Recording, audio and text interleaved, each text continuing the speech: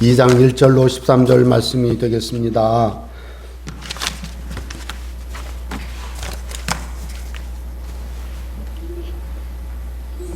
1절부터 13절까지 함께 봉독하시겠습니다. 오순절 날이 이미 이름에 그들이 다 같이 한 곳에 모였더니 후련히 하늘로부터 급하고 강한 바람 같은 소리가 있어 그들이 앉은 온 집에 가득하며 마치 불의 혀처럼 갈라지는 것들이 그들에게 보여 각 사람 위에 하나씩 임하여 있더니 그들이 다 성령의 충만함을 받고 성령이 말하게 하심을 따라 다른 언어들로 말하기를 시작하니라.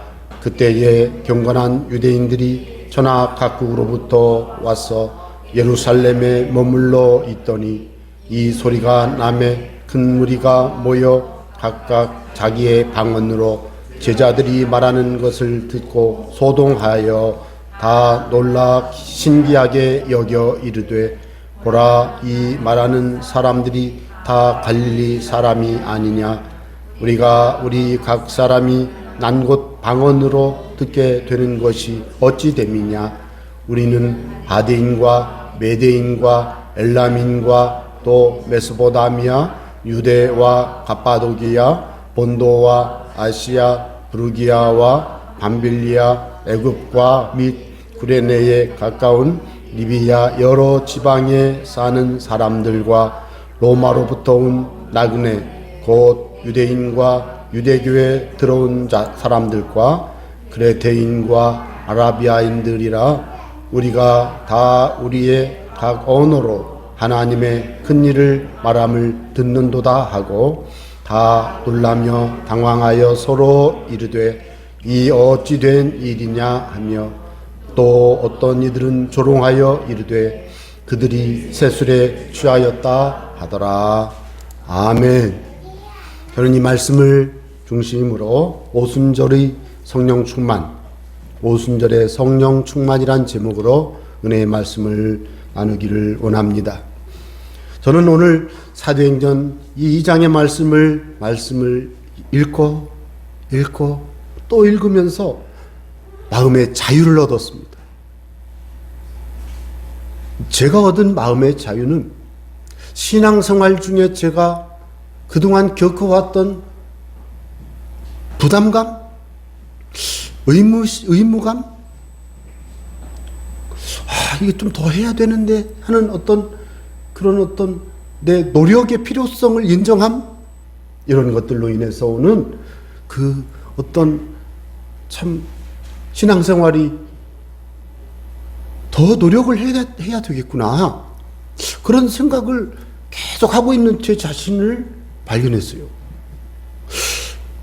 우리의 삶에서 우리는 나도 모르게 신앙생활 중에 잘하려고 노력합니다.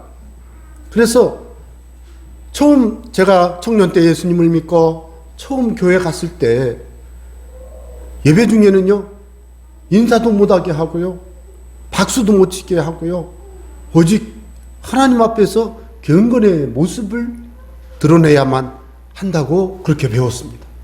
그래서 예배 때 움직이지도 못했고요, 돌아다니는 건 말도 안 되고요, 정말 그건 그랬죠. 그래서 예배를 드릴 때 내 마음에 예수님에 대한 어떤 사모함, 사랑하는 마음, 그리고 이 예배 중에 성령님이 내 마음을 감동하시고 하나님의 말씀을 들을 때 내 마음에 깨달음을 주시기를 바라면서 기도하는 그런 것보다는 어떻게 하면 더 그때식으로 표현할까요? 정성껏 예배할 수 있을까 하는 생각을 해왔던 그런 청년의 때를 제가 보냈습니다. 저는 아직도 그런 부분들이 남아있어서 예배 중에 어떻게 해야 된다고 하는 어떤 그 방법적인 면이라든가 이런 부분들에 많은 편견이라도 그럴까요? 선입견이 있는 자신을 발견했습니다. 그래서 이 본문의 말씀을 여러 번 읽어봤습니다. 왜 그랬습니까? 예수님을 믿고 기도 생활을 하고 하나님께서 주시는 바 은혜를 누리기 위해서 금식하며 기도하던 그 기도 시간, 그리고 기도원에 가서 일주일씩 3일씩 금식하며 그렇게 낮으로 밤으로 부르짖어 기도하던 그 기도가, 그렇게 귀하고 소중했던 그 기도가 어떤 의미에서는 많이도 나를 부담스럽게 했구나 하는 것을 이 성경 말씀을 읽으면서 제가 그 30년도 지난 그 옛날에 그런 마음에 있었던 것들이 막 떠오르면서 제 마음에 주시는 마음이 무엇이었냐면, 하나님이 하시잖아. 하나님이 하시잖아. 이거였어요. 하나님이 하셨잖아요. 제 마음에 하나님이 하시고, 지금까지 하나님이 해오셨고, 앞으로도 하나님이 하실 거야. 이 마음을 성령께서 제 마음에 자꾸 주시는 거예요. 저는 사도행전 2장의 설교를 주일 예배 때 처음 합니다. 왜냐하면 사도행전 2장의 말씀은 제가 감당할 수 없는 말씀이었습니다. 왜 그랬을까요? 저는 예루살렘 교회 그 120명이 감람산에서 돌아와, 성경에는 열흘 전에 예수님이 승천했으니까 열흘 동안 예수님의 성령의 세례 베풀어 주심을 기다리며 아버지의 약속하신 것을 기다리라. 요한은 세례로 물로 세례를 베풀었으나 너희는 몇 날이 못되어 성령으로 세례를 받으리라. 이 말씀을 기억하고 그들은 오로지 기도에 전념을 했는데, 저는 그렇게 해본 적이 없거든요. 어떻게 열흘씩이나 전념해서 기도할 수 있을까? 이거는 많은 마음에 부담이 됐고, 또 여러분 기도하고 기도해도 바람 소리는 들린 적이 없습니다. 아무리 기도하고 기도해도 불에 갈라지는 것이, 불에 혀같이 갈라지는 것이 내 눈에 보인 적이 없어요. 과연 내가 어떻게 신앙생활을 하기에 이렇게 이런 성경적 역사가 내 삶에는 나타나지 않았을까 하는 그 마음의 어떤 사모함이 지나쳐서 내 믿음이 없음, 내가 신앙생활을 더 열심히 해야 될 것 같아, 이런 마음들이 자꾸 저를 격려하는 것도 있었지만, 한편으로는 정죄하는 것 같은, 정죄, 자기 정죄. 너 그래가지고, 너 기도가 그래가지고 통령 맞겠니? 너 그래가지고 너가 정말 목회자가 될 수 있겠어? 야, 너가 그렇게 기도해가지고 어떻게 하나님의 일을 한다고 말하겠니? 저 이런 식의 내면의 소리를 끊임없이 들어왔던 것을 저는 고백합니다. 그리고 제가 사도행전을 제가 그렇게 많이 읽고, 제가 사도행전을 하루에 한 번씩 읽은 게 얼마나 많은지 몰라요. 하나님의 성령의 사모함, 성령 충만함을 사모하는 마음을 가지고 사도행전 1장부터 28장까지 하루 종일 앉아서 읽었습니다. 저는 2시간이면 읽습니다. 처음 읽는 사람은 4시간 걸립니다. 그런데 이 사도행전을 읽고 하루에 한 번씩 읽을 때 제가 경험했던 강력한 성령의 충만함을 지금도 기억하고 지금도 그것을 알고 느끼고 있지만, 누리고 있지만, 그러나 이 본문의 말씀을 다시 바라보면서 하나님이 하시는 거야. 하나님이 하셨고 하나님이 하시고 계시며 앞으로도 하나님이 하실 거야. 저는 이 마음을 가지고 오늘 이 말씀을 여러분에게 나누게 돼서 대단히 기쁘고 대단히 마음이 평안합니다. 저는 예수님을 믿은 지 1년 정도 지난 후에 기도원회를 갔습니다. 기도원회를 갔는데 제가 갑자기 이상해졌습니다. 말도 못하고 막 그냥 말하면 이상한 소리가 나오고 막, 그래서 이게 뭐야 이게, 뭐 그런 일들이 있었고요. 뭐 어쨌든 말로 다 표현할 수 없는 여러 가지 일들이 일어났었어요. 그래서 그런 것을 보면, 그런 것들을 생각하면서, 그럼 왜 요즘은 내가 기도하면 그런 일들이 옛날만큼 뜨겁게 일어나지 않는가요? 뭐 이런 생각도 하고, 뭐 그래서 요즘은 좀 신앙이 식었는가? 아니에요. 다 같이 하나님이 하십니다. 다시 한번, 하나님이 약속을 이루십니다. 여러분, 하나님이 하시고 하나님이 약속을 이루신다는 이 마음의 믿음을 갖고 이 본문의 말씀을 한번 여러분들 살펴야 되겠습니다. 오늘 본문의 말씀을 간략히 요약하면, 여러분, 오순절날에 제자들이 모여 기도하던 곳에 급하고 강한 바람 같은 소리가 가득하였습니다. 불의 혀같이 갈라지는 것들이 제자들 각 사람 위에 임하는 것이 제자들이 눈에 보였습니다. 그리고 제자들이 다 성령 충만함을 받았습니다. 이때 성령이 말하게 하심을 따라 이 제자들이 다른 언어로, 외국어로 말하기 시작했습니다. 여러분, 이와 같은 오순절 사건은 아버지 약속하신 것을 기다리라, 너희는 몇 날이 못되어 성령으로 세례를 받으리라라고 말씀하신 예수님의 약속의 성취인 줄로 믿습니다. 그러니까 오늘날 우리는 사도행전 1장의 말씀의 성취가 2장인데 시간적으로는 약 성천부터 한 열흘의 시간적인 간격을 두고 그들이 기도했던 것을 예수님께서 성취해 주셨습니다. 그러므로 예수님이 약속하신 성령이 강림하셨고, 즉 성령 세례가 성취됐습니다. 또 예수님이 약속하신 대로 성령 권능을 받는다는 약속이 성취됐습니다. 자, 성령 권능 받는다는 약속이 어떻게 성취됐는지는 오늘 다루지 않겠습니다. 예수님이 말씀하시기를 예루살렘과 온 유대와 사마리아와 땅끝까지 이르러 내 증인이 되리라 라는 약속이 성취됐습니다. 오늘 말씀에서 성취됐습니다. 저는 이 과정을 통해서 볼 때 과연 이 사건에서 120명의 제자들이 감람산에서 돌아와 마가의 다락방에서 오로지 기도하였기 때문에 오순절에 성령이 강림했나요? 성령 세례가 임했나요?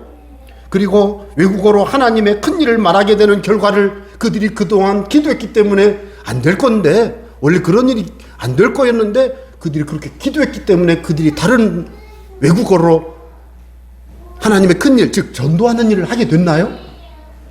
여러분이 지금 한번 대답해 보세요. 여러분, 하나님의 계획과 약속이 제자들의 마가다락방 기도를 통해서만 성취되었다라고 생각하시나요? 오늘 우리는 이 질문에 대답을 해야 합니다. 오늘날 우리는 우리 자신이 꼭 기도해야만 된다라고 하는 마음의 의무감? 기도해야 돼요.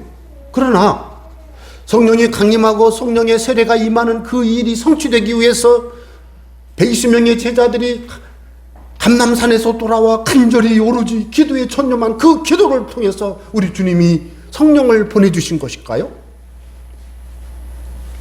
다시 말하면 기도하지 않았으면 하나님의 성령이 강림하지 않으셨을까 하는 것을 질문하고 있는 것입니다. 여러분, 이거에 대한 대답이 우리의 신앙생활을 자유롭게 하는가? 진정한 자유와 평안을 누리며 하는가? 아니면 많은 부담 속에서? 여러분 혹시 들어보셨는지 모르지만 율법적인 신앙생활이라고 들어보셨습니까? 율법적인 신앙생활을 하게 될 수도 있다라고 하는 것이죠. 그래서 사실 이 사건은 제자들이 기도했기 때문에 이루어진 것 아닙니다. 왜 그럴까요? 성령 강림, 즉 성령 세례는 하나님이 하나님 나라를 이루어 가시는 구원의 한 과정으로서 이미 약속하신 것이고, 예루살렘에서 120명의 제자들이 기도하는 것과 상관없이 성취되는 당연한 성취입니다. 이 사건은 예수님이 십자가에 죽으시고 부활하시고 승천하신 후에 하나님이 보혜사 성령을 보내주시는 구원의 과정의 한 과정이다. 한 과정이다. 다시 말씀드릴까요? 하나님이 계획 속에 하신 일이라는 말씀입니다. 여러분, 그래서 이 사건을 통해서 깨달을 수 있는 것은 하나님의 일하심은 하나님의 계획 속에서 이루어진다는 것입니다. 그런데 중요한 것은 이 120명의 제자들이 뭘 했다고요? 기도했다는 거예요. 오로지 기도했다는 거예요. 어떤 의미가 있을까요? 하나님의 구원의 과정을 이루는 한 순간, 한 단계씩 전개되는 절차에 맞춰서 예수님의 제자들 중에 120명이 예수님의 약속하신 것을 마음에 새기고 간절히 기도하면서 성령 강림을 기다렸던 그것이 어떤 의미가 있습니까? 그것은 바로 제자들이 기도함으로 하나님의 역사하심을 기다릴 수가 있었어요. 또 하나님이 인도하시는 것을 확인할 수가 있었어요. 하나님이 약속하신 것을 이루시는 것을 보면서 하나님의 성취를 바라보면서 그 마음에 하나님이 하시는구나. 하나님은 역사하시는구나. 하나님은 지금 하나님의 그 위대한 구원의 사역을 이루시는구나 하는 것을 확인한 것입니다.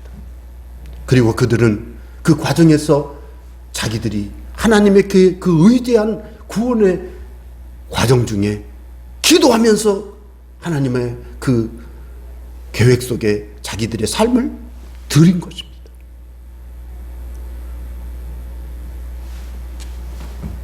인류를 위한 하나님의 구원 과정 대부분을 하나님이 친히 이루십니다. 맞잖아요. 아브라함을 부르신 분도 하나님이시고, 다윗을 왕으로 세우신 분도 하나님이시고, 성전을 솔로몬을 통해 지으신 분도 하나님이 허락하셔서 솔로몬이 지었지만 하나님이십니다. 무너진 성전을 학개를 통해서 재건하고 수르바벨 성전을 짓고, 그것도 하나님의 구원의 과정 속에서 이루셨습니다. 그런데 그때마다 하나님은 반드시 하나님의 일꾼들을 부르시고 하나님의 일꾼들을 사용하십니다. 하나님의 계획 속에서 하나님께 헌신된 사람들을 통해서 하나님이 그런 위대한 일들을 이루고 계신다는 것입니다. 그런 면에서 하나님께 헌신된 종들이 하나님께 쓰임받는 그 하나님의 사역의 과정에 있었던 일들이 예루살렘 교회에 지금 이 사도행전 2장 말씀에 적용될 수가 있는 것입니다. 그래서 저는 이 본문의 말씀을 보면서 큰 기쁨과 평안을 얻었습니다. 하나님이 하시는구나. 하나님이 이미 하셨구나. 그리고 하나님이 약속을 이루실 것이구나. 다만 예루살렘 120명의 제자들은 예수님으로부터 하나님 나라 건설 땅끝까지 가서 예수님의 증인이 되리라는 그 사명을 이루기 위해서 성령 주실 것이고 권능을 받을 것이고 증인이 될 것이라고 하는 그것을 들을 때 그것을 그들은 자신들이 해야 될 사명으로 받았고, 그것을 그저 잠잠히 기다리는 게 아니라 기도하면서 하나님의 성령이 역사하시기를 기다리면서 기도하면서 하나님의 때를 따라 돕는 은혜를 힘입어서 하나님이 주신 은혜를 힘입어서 하나님께 헌신하려는 마음으로 땅끝까지 가야 되겠구나 기도하면서 그들이 기다렸기 때문에 성령이 임하시는 그날 그들의 삶에는 하나님의 쓰심이 나타난 줄로 믿으시기 바랍니다. 그래서 그들의 기도는 준비요, 그들의 기도는 사모함이요, 그들의 기도는 헌신이고 충성된 드림이에요. 그래서 우리 그리스도인들이 기도해야 될 이유는 바로 그런 것입니다. 우리가 기도함으로 성령이 오시는 게 아니라는 것을 전 여러분 이 시간 기억하시기를 바랍니다. 성령님은 하나님이 믿는 자에게 주시는 선물로 당연히 오시는 거예요. 그래서 금식하며 기도하고 철야하며 기도하고 시간을 정해놓고 작정하고 40일씩 기도하면서 하나님 내게 성령을 부어주세요. 잘했어요. 그것은 성령의 세례를 위함이 아니라 성령 충만함을 받는 과정이에요. 그래서 그 과정 속에서 우리가 이런 그 일들을 이미 경험하고 있음을 저는 여러분들에게 말씀드리고 있는 것입니다. 자, 1절 한번 보십시오. 오순절날이 이미 이름에 그들이 다 같이 한 곳에 모였더니.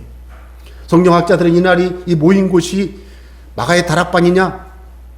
근데 그 많은 사람들이 모여서 이렇게 설교 듣고 하는 걸 보니까 이 성전인 것 같다. 그렇게 해석을 많이 합니다. 그 왜 성전이냐? 오순절날 이날은 주일입니다. 예수님이 부활하신 후 제자들은 주일마다 모였습니다. 처음에 예수님의 제자들은 성전에 모였습니다. 성전에 안식일에도 모이고 성전에 주일에도 모였습니다. 근데 여러분, 그들이 오순절날이 되었으니까 오순절날에 성전에 또 갔습니다. 왜? 그들은 유대인이니까 구약에서 말하고 있는 오순절날 성전에 들어가야 되는 그 말씀도 있고, 성령님이 오신다고 하니까 또 자기들도 오순절에 성전에 간 것이라고 저는 그렇게 생각합니다. 그들이 모여서 기도했을 것이라고 저는 믿습니다. 여러분 2절을 보십시오. 하늘로부터 급하고 강한 바람 같은 소리가, 여러분 바람이라고 말씀하지 않습니다. 다 같이 해봅시다. 바람 소리. 소리입니다. 소리. 바람이 분 게 아닙니다. 여러분. 많은 사람들이 성경을 바라볼 때 그것을 자꾸 놓칩니다. 성령은 바람같이 오신다고. 맞아요. 그럴 수도 있어요. 성령이라는 말에 말이 바람이란 말과 같아요. 뭐 그래서 뭐 그렇게 해석도 하지만 바람 소리입니다. 소리. 그 소리가 온 집에 가득했습니다. 또 3절 마치 불의 혀처럼 갈라지는 것들이 그들에게 어떻게 됐다고요? 보여. 불탄 게 아닙니다. 불이 혀처럼 갈라지는 것이 그들의 눈에 보였는데 보니까 각 사람 위에 한 사람 한 사람 위에 그 불이 혀같이 갈라진 것이 이렇게 혀 같은 것이 사람 위에 이렇게 와 있다는 거예요. 이걸 하나씩 사람마다 개인에게 임해 있는 것을 보았다는 것입니다. 자, 소리는 온 집에 가득했죠? 청각적이죠? 보였다는 건 뭡니까? 시각적이죠? 그래서 이거를 아주 시각적으로, 청각적으로, 체험적으로, 감각적으로 임하신 성령님의 모습을 설명하는 걸로 봅니다. 그래서 저는 이거를 제가 여러 가지 책을 읽어보면서 제가 감동스럽게 받았던 말씀은 시편 104편 4절 5절입니다. 4절에 같이 읽어볼까요? 바람을 자기 사신으로 삼으시고 불꽃으로 자기 사역자를 삼으시며. 여러분 여기에서 보면 하나님은 어떤 분이에요? 바람을 자기 사신으로 삼아요. 사신, 자기의 대신, 예를 들어서 대사, 바람을 통해서 하나님이 함께 하시고 불꽃으로 자기의 사역자를 삼아요. 그래서 이걸 뭐냐? 다 같이 하나님의 나타나심 해봅시다. 하나님의 나타나심. 하나님이 나타나신다고 하는 것을 성경에서는 현현이라고 그래요. 하나님 신자 나타나 현자 현현이라는 말, 이렇게 나타남이라는 뜻인데, 하나님이 나타나실 때, 여러분 모세에게 하나님이 나타나실 때 떨기나무의 불꽃 가운데 나타나셨어요. 여러분 모세에게 하나님이 직접 대면하셔서 말씀도 하셨지만, 모세가 바람 속에 바람을 타고 지나가는 하나님 여호와라, 그때 모세가 바람을 보고 하나님 임하심을 보셨어요. 그러니까 바람, 불꽃 이런 거는 하나님이 자기를 보여주시는 방법이에요. 구름도 마찬가지죠. 구름도 마찬가지예요. 그래서 제가 읽은 여러 책 중에 이런 얘기가 있어요. 하나님은 위대하신 하나님이신데 하나님이 오실 때에는 천군 천사 대동하고 임하신다. 여기에서 바람을 자기 사신으로 삼으시고 불꽃으로 자기 사역자를 삼는다는 말은 하나님의 천사들이 하나님과 함께 임할 때는 불꽃이 임하고 바람이 임하고, 예수님이 이 땅에 오실 때는 장차 구름을 타고 오실 것이고 영광 중에 오실 것입니다. 천사장의 소리와 하나님의 호령과 천사장의 나팔 소리로 확 임한다고 그랬잖아요. 그럴 때 그걸 바람으로, 불꽃으로, 구름으로, 솔로몬 성전의 안개로, 구름으로, 이렇게 그런 것들이 하나님의 나타나시는 방식이에요. 그러니까 여러분 이 사건을 통해서 우리가 한 가지 분명히 알 수 있는 것은 뭘까요? 하나님의 성령이 임하셨다. 하나님의 성령이 임하셨다는 것을 알 수가 있습니다. 하나님의 성령이 뭐라고요? 임하셨다. 이거 중요해서 제가 좀 설명을 좀 길게 했습니다. 그리고 이것은 바로 뭐예요? 그럼 성령의 세례는 뭡니까? 하나님의 성령이 임하신 것을 성령의 세례라고 여러분 일단 이해하시길 바랍니다. 자, 그래서 이 사건을 통해서 우리가 볼 수 있는 것은 바로 그것이라는 거죠. 그래서 자, 4절 그들이 다 성령의 충만함을 받고, 자, 그들이 성령 충만 받기를 위해서 기도를 했겠죠, 당연히. 그런데 성령 충만함을 받았는데 어떤 일이 발생했습니까? 성령 충만함을 받은 그들이 이방인들에게, 여기서는 이방인이 아닌 유대인들이죠. 유대인들에게 성령이 말하게 하심을 따라 다른 언어들로 말하기를 시작했어요. 자, 여러분 대답하십시오. 성령이 말하게 하심을 따라, 이 말씀을 기억하면서 그들은 전도하기 위해서 15지역의 말을 사용해서 120명이 10명씩 혹은 9명씩 짝을 져서 15군데 말로 전도 활동을 했다가 아니라는 거죠. 뭐였습니까? 성령이 말하게 하심을 따라, 즉 다른 말로 말하면 누가 말하게 하신 겁니까? 성령이.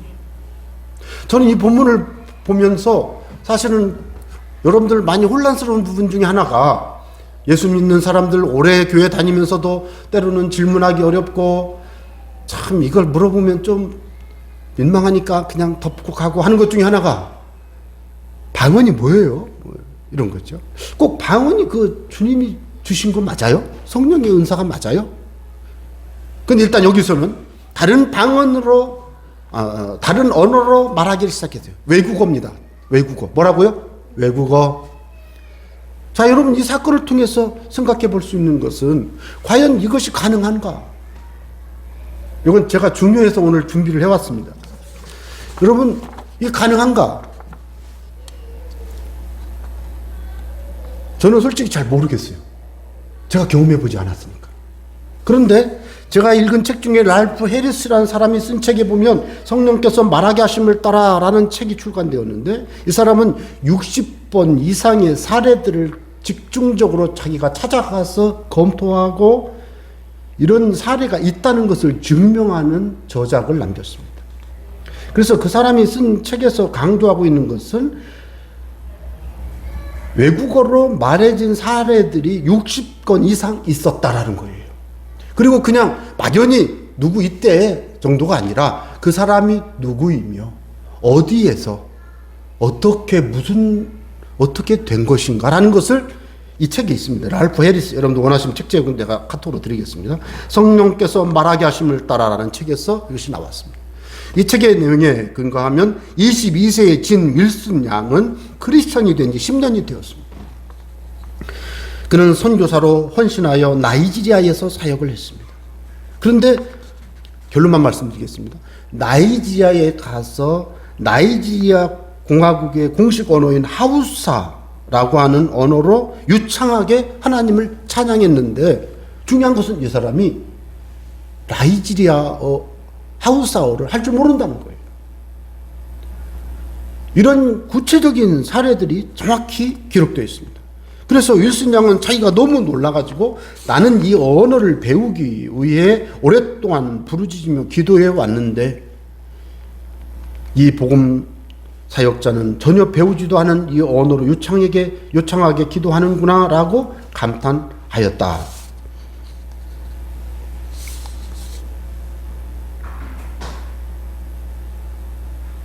예, 제가 너무 많이 중간을 잘라가지고, 예, 그렇게 증언을, 지금 제가 읽은 내용에 근거하면 다른 사람이 한 것을 진 윌슨이 이야기를 한 거군요. 예.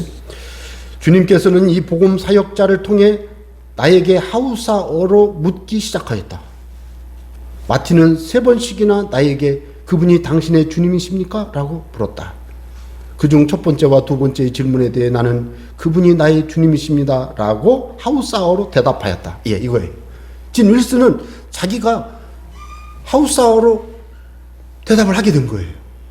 그것을 간증하고 있는 것입니다. 하지만 세 번째 같은 질문을 받게 되자 나는 마침내 베드로와 같은 심정이 되어 예 주님 당신께서 하십니다라고 대답하였다.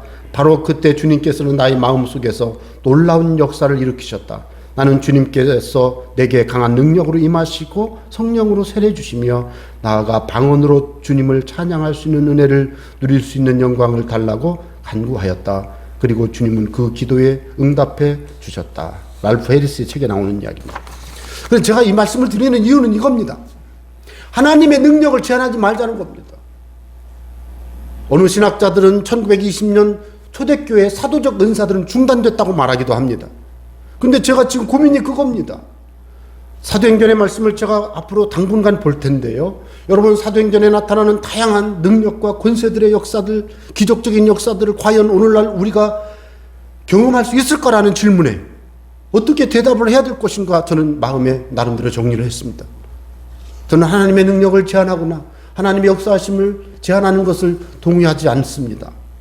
그렇지만 사실은 잘 모르겠는 게 많아요.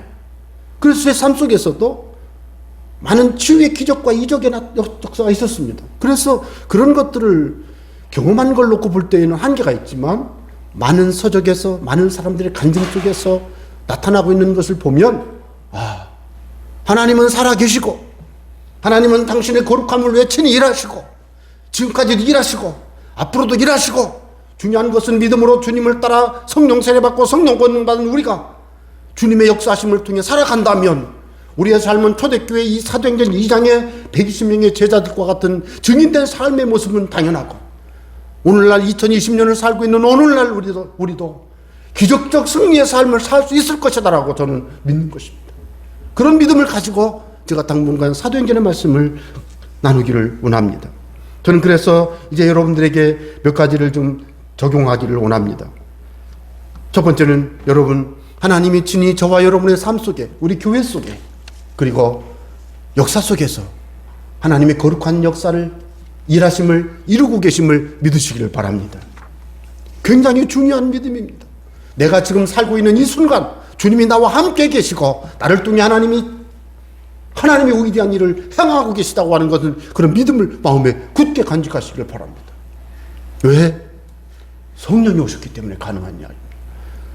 성령이 오셔서, 보혜사 성령이 오셔서 친히 우리와 함께 계시며 하나님의 위대한 일을 우리를 통해 행하시고, 때로는 우리가 할 수 없는 그 일을 앞서 이끄시며 행하시기 때문에 우리는 하나님의 친히 행하심을 믿고 믿음으로 주님 앞에 살아간다면 저와 여러분의 삶 속에 정말 성경적 역사들이, 사도행전의 역사를 재현시킬 수 있는, 재현하는 신앙적인 경험들이 나타나게 될 줄로 믿는 것입니다.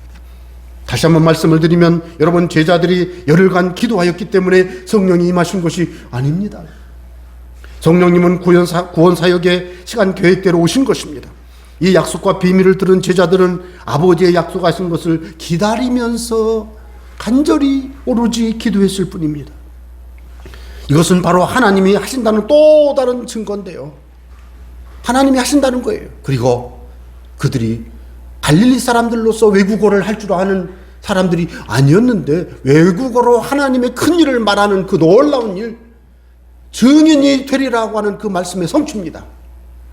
여러분, 증인이 되려고 노력을 하잖아요, 우리가. 그런데 저는 사도행전 1장 8절을 오늘 아침에도 제가 여러 책을 봤어요. 번역이 잘못된 게 아니에요. 증인이 되라가 아니에요. 증인이 되리라. 이 말은 뭐예요? 증인이 되고 안 되고는 너의 노력이 되는 게 아니야. 이 뜻이에요. 성령이 오실 것이고, 오셔서 권능을 주시고, 그분이요 증인이 되도록 힘을 주실 것이다. 일하실 것이다. 그분이 하실 것이라는 거예요. 와, 제가 여러 책을 봐도 어느 한 책도 이것은 우리가 마땅히 순종해야 될 사명이고 명령이고, 예? 반드시 해야 될, 이 땅에서 지상 명령으로 가장 마지막에 감당해야 될 우리의 역할이라고, 맞아요. 물론 그 말은 해요. 그러나 증인이 되는 것이 나의 노력으로 되는 게 아니고 성령의 권능으로 되는 것이라는 것입니다. 증인이 되리라. 이 말씀은 바로 저와 여러분들에게 그렇게 말하는 것입니다. 자, 여러분, 그래서 그때 5절, 그때에 경건한 유대인들이 천하 각국으로부터 와서 예루살렘에 머물러 있었는데요, 왜 오순절을 맞이해서 찾아왔습니다. 이 소리가 남에 큰 무리가 모여들었습니다. 중요한 것은 뭐예요? 각각 자기의 방언으로, 자기의 태어난 곳 언어로 제자들이 말하는 것을 들었습니다. 그들이 깜짝 놀랐죠. 우리가 난 곳 방언으로 듣게 되는 것이 어찌 됨이냐. 그럴 때, 자, 바데인, 메데인, 엘라민, 여기는 바벨론 포로 때 잡혀갔던 유대인들이 왔다는 얘기예요. 요거는 여러분 구글에 가서 찾으면 다 나와요. 그러니까 내가 이거 안 하겠습니다. 이거는 성경 공부할 때 할 문제예요. 메소포타미아 유대, 여기 유대는 예루살렘 유대, 그 유대가 아니고 메소포타미아에서 그 애국까지 이렇게 전반적인 분야를 또 유대라고 하는 그런 학설이 있다고 말을 하는데, 학자가 그렇게 말을 하는데, 어쨌든 가파도기아, 본도, 아시아, 프로기아, 바밀리아, 애국, 구레네에 가까운 리비아 여러 지방, 로마, 그 다음에 어디에? 크레테, 아라비아. 다 합하면 몇 군데인지 아세요? 15군데. 몇 군데요?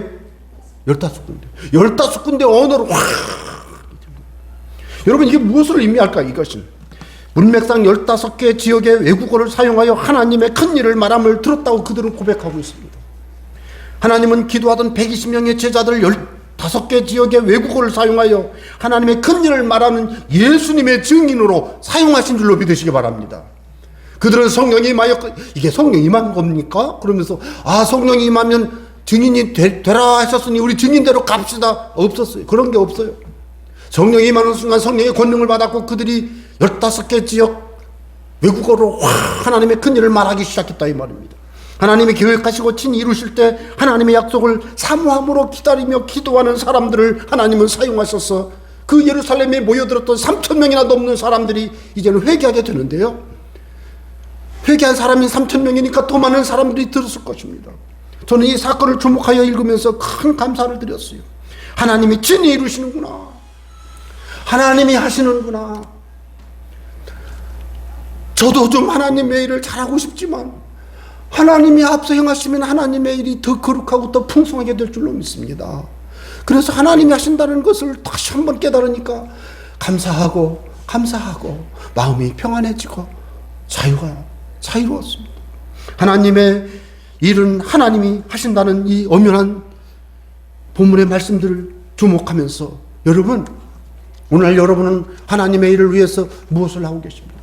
하나님을 위해서 여러분을 어떻게 하나님을 섬기고 어떻게 살아가고 계십니까? 여러분 이 시간 마음을 다해서 내가 주님께 기도하고 헌신하기만 하면 주님이 나를 들어 사용하시고 필요하면 성령의 권능 주어 사용하시고 필요하면 외국어를 줘서라도 사용하시고 일순양처럼 자기가 나이지리아에 가서 이 하우스아를 아직 잘 못하는데 어떻게 기도했더니 자기가 하우스아를 하게 되는 그런 일들이 일어났다고 간증하는 60개 중에 하나의 간증을 제가 예를 들어서 말씀드렸는데 이런 일이 실제로 가능한 얘기입니다. 제가 좋아하는 어느 목사님 설교를 들어보니까 그분이 그런 말을 하는 거예요. 자기 교인 중에 한 사람이 자기 형제가 독일에 가서 살고 있다는 거예요.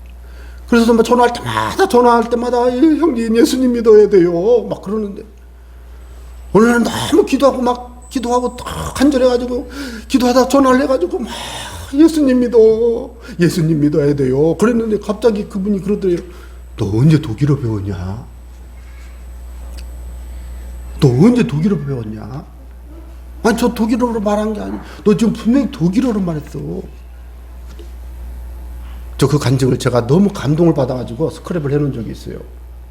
하나님의 성령의 역사하심이 때로는 내가 무슨 말을 했는데 상대방이 그거를 독일어로 들었다는 거죠. 제가 그걸 찾다 못 찾았어요. 구소련에서 전도 집회를 하던 분이 우리나라 사람인지 외국 사람인지 내가 오래전에 읽은 책이라서 못 찾았어요. 그래서 내가 예화로 적어 드리지를 못하겠는데 제가 그때 무슨 일이 있으면 여러분 소련은 공산에서 하나님을 믿지 않으면 망합니다 이 말을 했는데 아니 통역하는 사람들이 말을 안 하더래요. 통역을 해야 될 거 아니에요. 그리고 한 번 또 했다고. 그리고 그 식사하면서 아니야 왜 아까 내가 이렇게 소련은 망합니다 예수님을 안 믿어 망합니다 할 때 왜 통역을 안 했어요? 아니 목사님이 다 러시아어로 하는데 내가 왜 통역을 합니까? 이것도 제가 봤어요. 여러분 오늘날 우리의 삶에서 하나님이 일하시는 일들이 너무나도 많아요. 중요한 것은 뭘까요? 중요한 것은 내가 주님 앞에 쓰임받기를 원하는 마음으로 주님이 하시면 나도 할 수 있다. 주님이 나를 사용하시면 나의 부족함이 채워진다. 하나님이 친히 일하시니 내가 주의 일을 주님이 나를 사용하시도록 주께 쓰임받는 자가 돼야 되겠다. 이런 사모함이 필요한 줄로 믿습니다. 제가 이 부분을 묵상하다가 막 제가 열심히 찾았어요. 여러분 중국은요 1949년 공산주의 정부가 세워졌습니다. 그리고 중국이 문화혁명이라는 게 있었더라고요. 그런데 여러분 1949년 중국의 기독교는 100만 명이었는데 2018년 제가 찾아본 바에 의하면 차이나 에이드의 설립자인 바프 목사님이 간증하기를 2018년에 이렇게 인터뷰를 하면서 지금 중국은 1억 명의 그리스도인이 더 됩니다. 제가 다른 데를 막 찾아봤더니 2020년이 되면 일본의 중국의 기독교인은 2억 명이 예상됩니다. 그런 보고가 있어요. 제가 이 말씀을 왜 드리는지 아세요?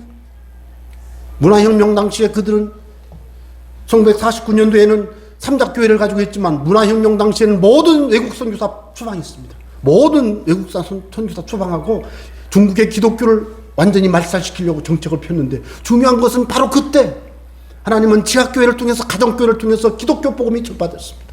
누가 하신 겁니까? 선교사들이 한 게 아닙니다. 하나님이 하신 겁니다. 소수의 사람들이 모여 예배하고 흩어지고, 소수의 사람들이 모여 예배하고 흩어지고. 제가 북한 선교하는 모퉁이돌 선교회 그 선교사님 만나보면 지금도 북한에 가면, 참고로 그분은 미국 국적입니다. 우리는 못 가잖아요. 갈 수 있지만, 예. 전도하러는 못 가잖아요. 근데 그분이 가보면 북한에도 지하교회가 있는데, 이 어느 지하교회 사람하고 가보면 방금 전에 기도하다 간 흔적은 있는데 다 사라져 있는 거예요. 여러분, 하나님이 하십니다. 하나님이 하십니다. 누가 하신다고요? 하나님이 하십니다. 하나님이 하시기 때문에 우리가 잊지 말아야 될 것은, 하나님이 하시는 그 위대한 사역에 내가 하나님께 쓰임받고 하나님이 기뻐할 수 있는 삶의 열매를 드림으로 하나님의 그 놀라운 구원의 역사 속에 나의 삶이 쓰임받게 되기를 사모하고 믿음으로 살아가면, 오늘 바로 사도행전 29장이 저와 여러분의 삶을 통해서 쓰여지게 될 줄로 믿는 것입니다.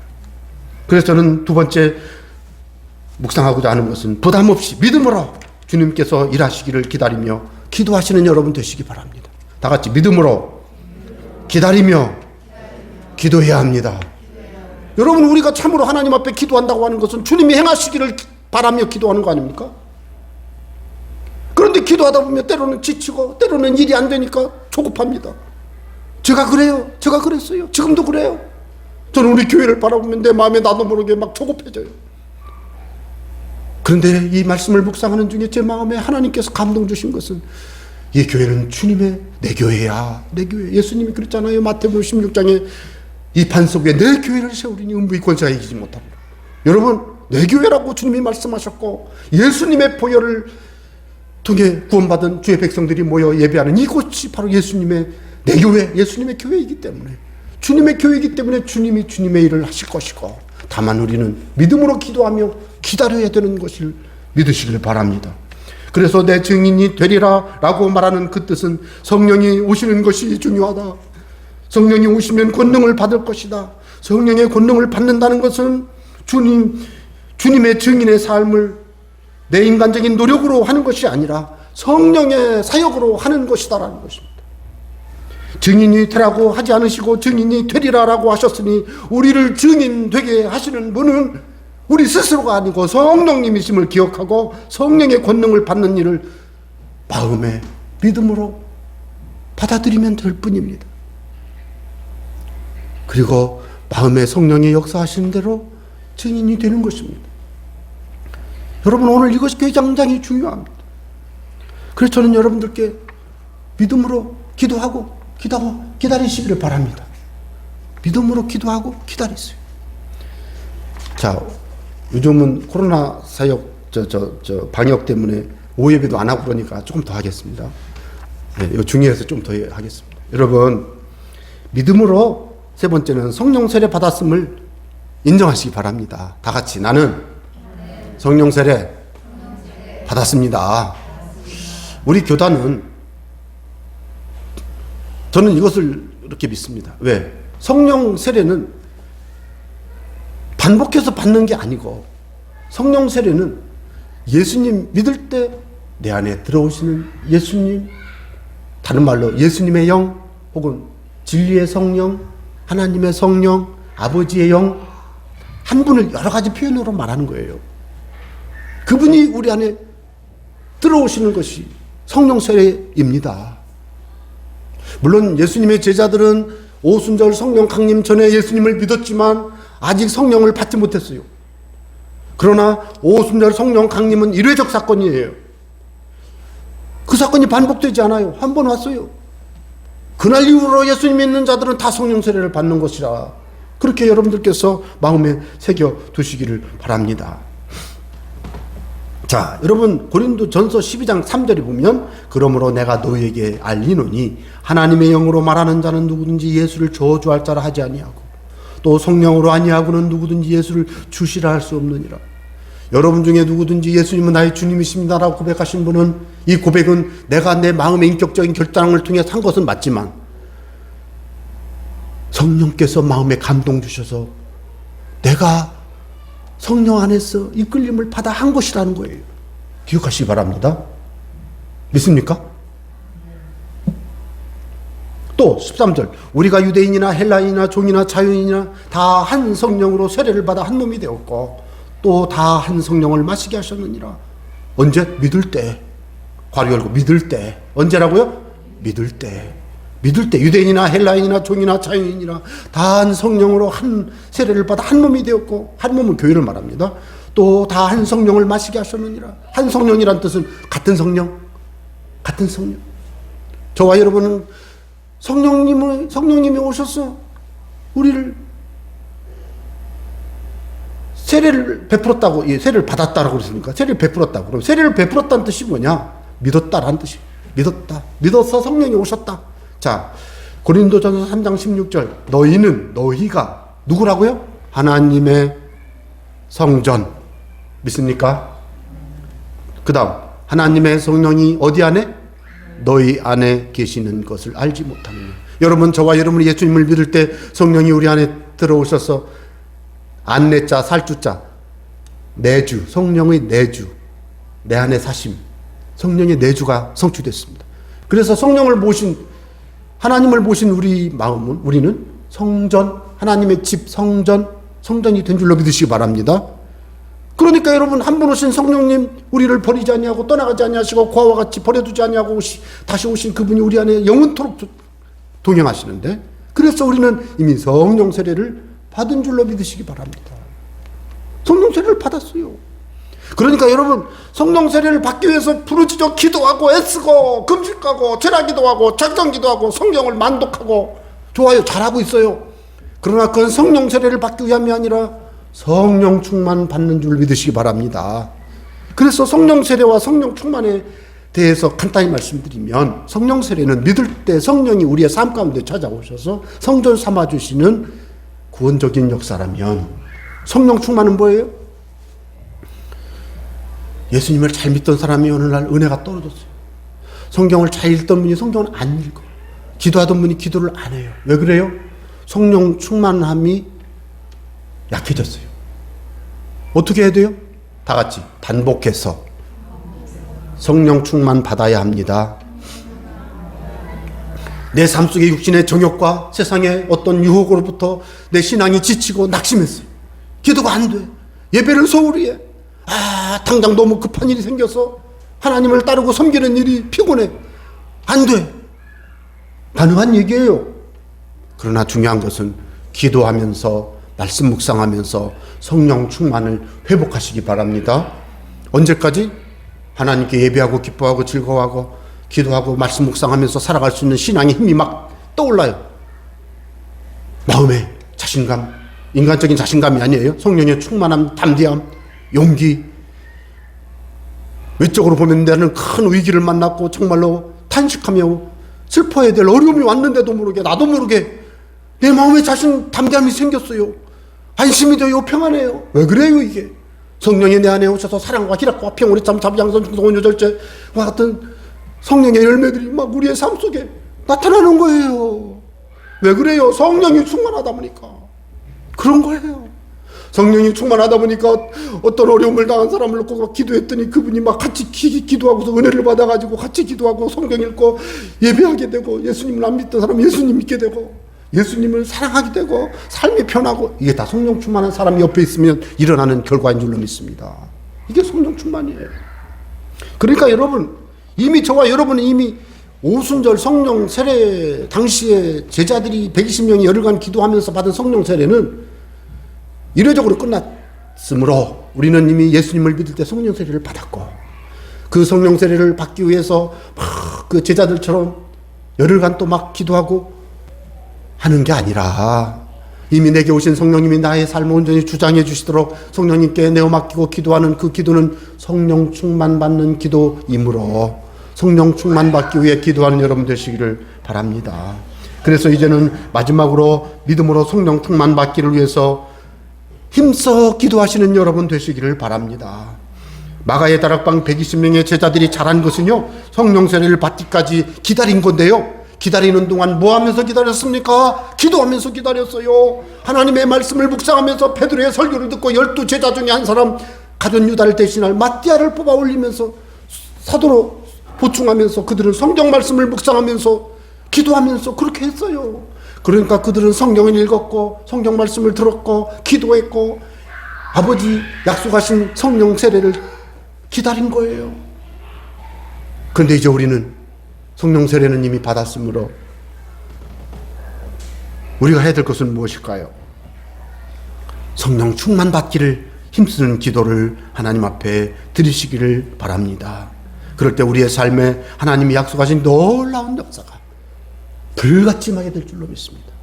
오늘 중요한 말씀이라서 제가 좀 더 길게 했는데, 여러분, 주께서 우리의 삶에 오순절 성령 강림과 같은 그 놀라운 축복의 역사가 이미 이루어졌고 성령 충만의 역사가 반복적으로 이루어질 것이기 때문에 힘써 기도하고 주님의 인도하심에 순종하여 주의 영광 가운데 살아가는 저 여러분이 다 되시기를 부탁드립니다. 이런 은혜가 풍성하게 되시기를 기원합니다.